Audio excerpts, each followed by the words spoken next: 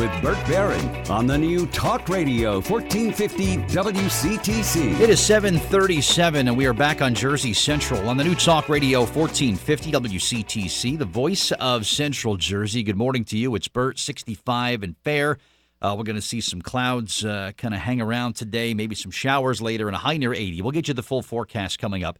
Also going to have your chance to win some New Jersey Instant Lottery tickets a little bit later on. In fact, we will do it at some point during the course of our special segment, which will begin right now, with the editor of New Jersey Monthly Magazine, back with us for another edition of the New Jersey Monthly, and with us here today inside the ProCure studios. We have editor Ken Schlager, who's back with us. Good morning, Ken. Good to see you again. Good morning. Extra early this month? Yes, 30 minutes normally ahead of our normal time. Yeah. But thank you for adjusting your very busy schedule and being here. So I appreciate that.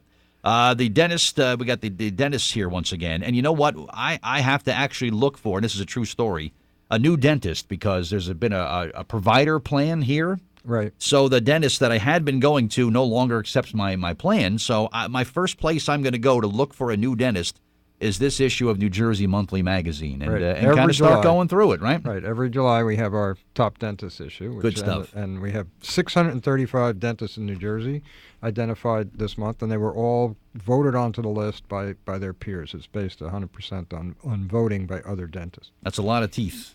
A lot of drilling and filling, as they say. Right. Okay, so we'll look for that.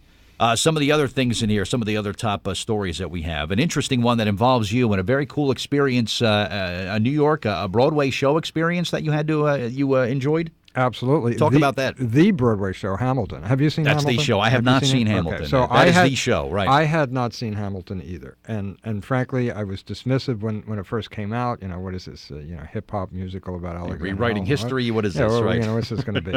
But, of course, it developed this tremendous buzz, and then it became impossible to get tickets.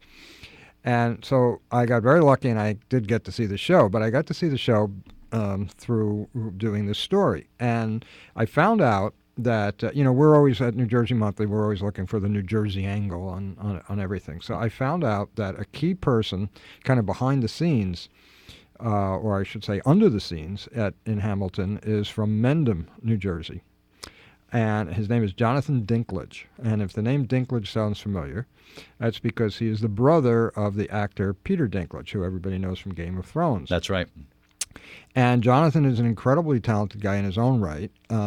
He's a violinist who has amazing recording credits, which we can talk about. But he does a lot of work on Broadway, and he is what's called the concert master, which means he's the lead violinist in the orchestra for Hamilton, and it's only a 10-piece orchestra.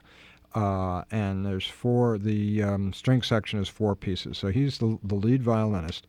And as lead violinist and concert master, it means you get all the solos, you lead that part of the orchestra.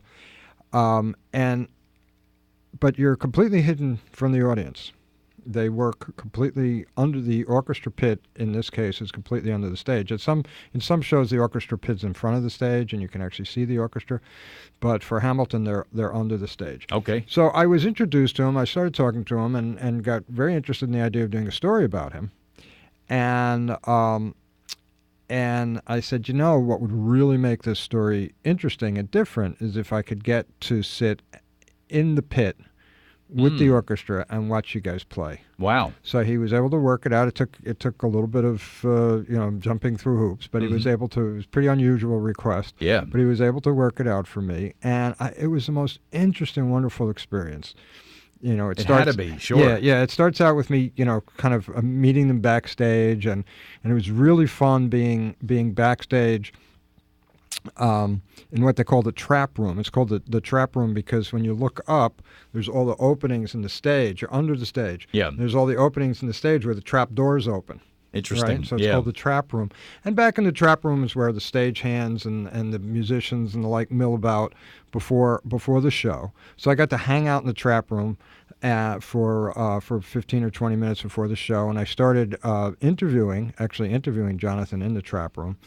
And then just before the show, we ducked into, there's a little opening, and you duck into the orchestra pit. And the orchestra pit is all black floor, black walls, everything. Makes sense, yeah. And the musicians all dress in black. In fact, just before I went, I got an email from Jonathan. He said, "I forgot to tell you about the dress code."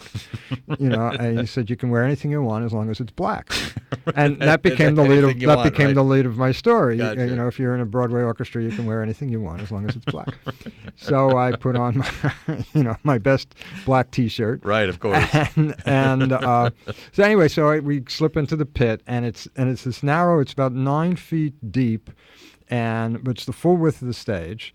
And you can stand up in it at most points, but it actually has beams that support the stage. Yeah. So you're ducking in and out. And it's almost like a cave has a cellar type feel.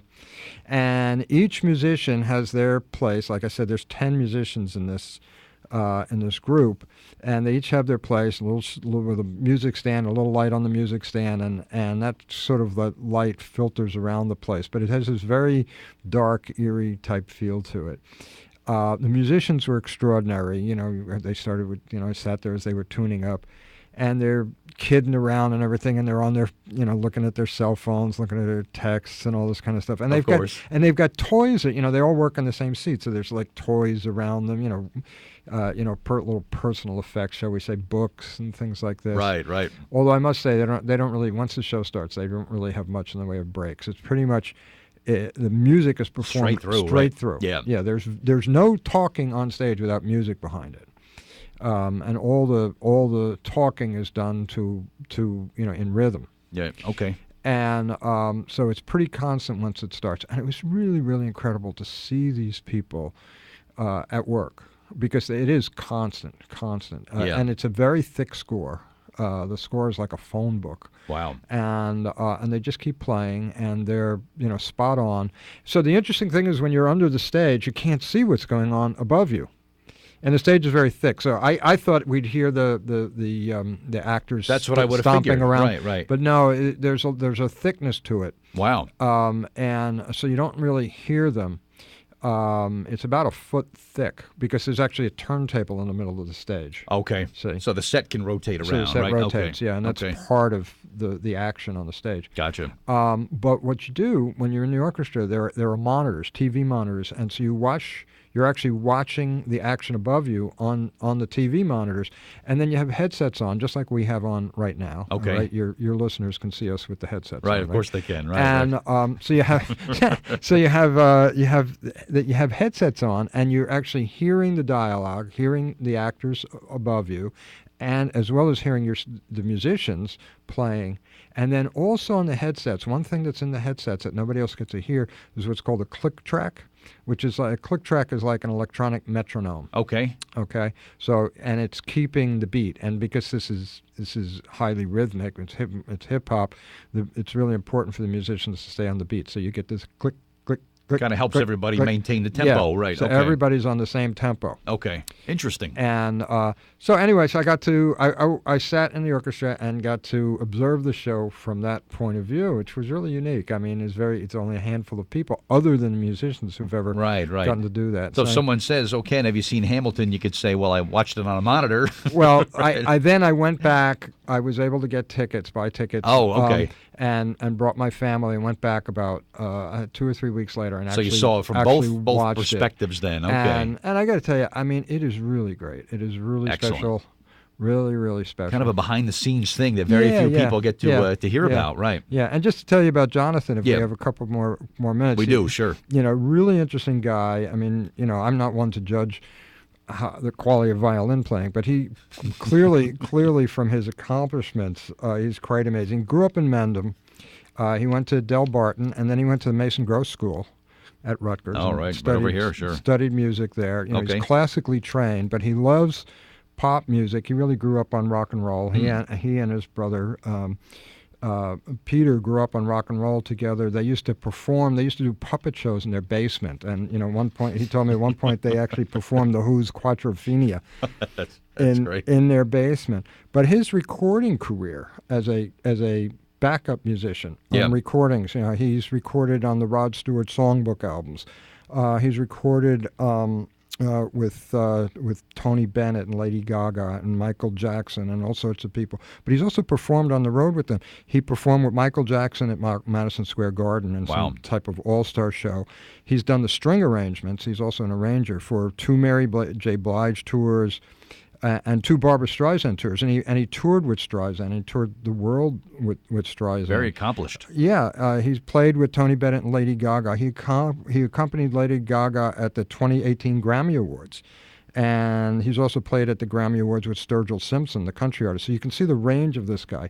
He's been on the road touring with Rush twice. He played in the Rush's final tour in 2015.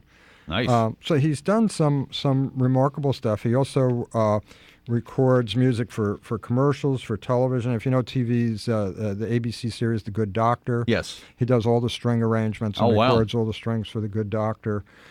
He's been in about 15 different Broadway shows, and he was actually the concert master for the Broadway musical Matilda at the time that he was called in to do what they call a first reading of Hamilton. Wow. And so Matilda was nice, steady work, and he's thinking, well, I got this other gig, Right. But somebody said, no, you really should go check this out. this could be doing something This very special. Yeah, and right? that's what he said. He said from the first note, as soon as they started, he knew that it was something, as he put it, something really crazy was going on. That's really awesome. Wow, what a resume. So he took the gig. What a body of work. That's and he's great. a terrific guy. Good for them. And good for you, too. That was kind of a cool experience for you as well. As the editor, it's fun to know the editor. Yeah, you're right. That's very true. I can give myself these special assignments. Very true. And, of course, read all about it. Read the entire story there in the current issue of New Jersey Monthly Magazine. We'll come back, spend some more time with Ken Schlager coming up next. Jersey Central, traffic and weather time.